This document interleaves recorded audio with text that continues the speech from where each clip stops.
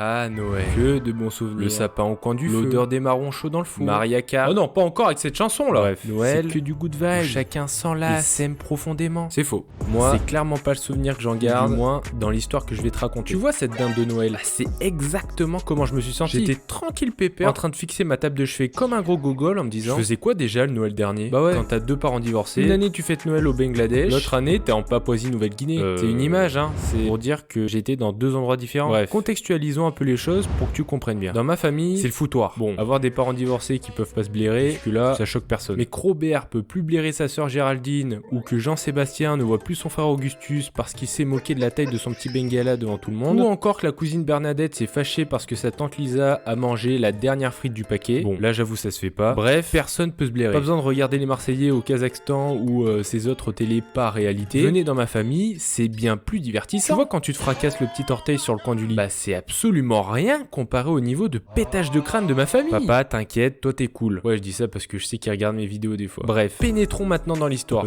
Ambiance bizarre là déjà. C'était il y a 2 ans, donc Noël 2021, quand un événement très spécial est organisé. Luxioka, vous êtes invité à vous rendre à un mariage. Un mariage en hiver? Et en plus à Noël? Ouais. En 2021, j'ai assisté le jour de Noël à un mariage. Luxioka, tu nous prends vraiment pour des cons ou quoi? Il va être génial ton Noël. T'assistes à un mariage et en plus t'es avec ta famille. Bon, c'est sûr, dit comme ça fait rêver. Mais pas du tout. Petit détail qui a son importance, je n'ai absolument plus aucun lien depuis longtemps avec ma daronne, par choix personnel, pour certaines raisons. Sauf que, qui dit mariage, dit retrouvailles. Et oui, parce que la personne en question qui se mariait était une personne proche de la daronne. Donc, bah, j'avais pas le choix que d'y aller quand même, puisque cette personne qui se mariait était aussi quelqu'un d'important dans ma famille. Bref, après de nombreuses histoires de famille, ma daronne n'avait pas la réputation la plus positive qui soit vis-à-vis de ceux qui participaient au mariage. Pour des raisons qui sont vraiment logiques, bref, j'en resterai là pour les détails. Quand elle arrive au mariage, quand elle rentre dans la pièce, silence.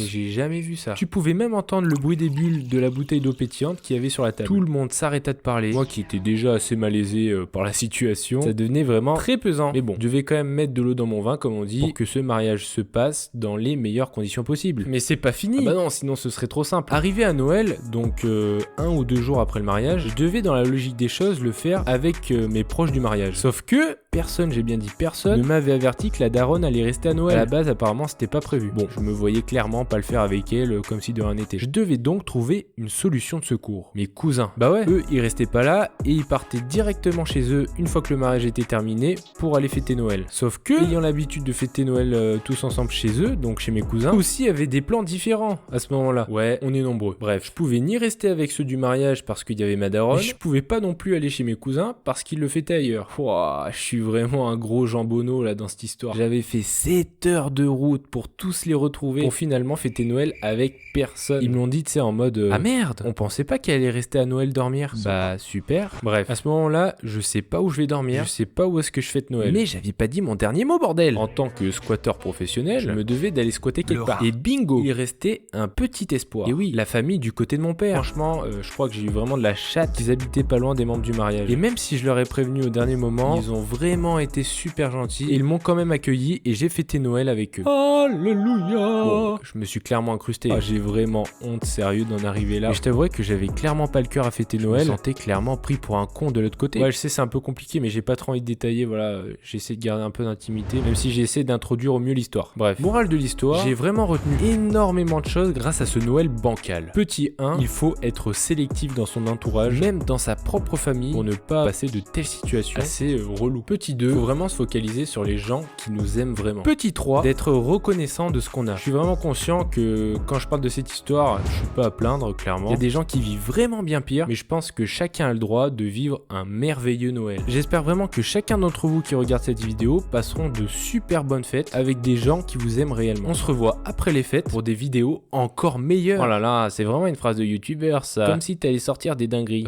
Est-ce que je suis tous les youtubeurs? Non, je suis Luxioka. Bisous. Et appuie sur le logo pour tirer la chaise d'eau. 3, 2, 1, maintenant.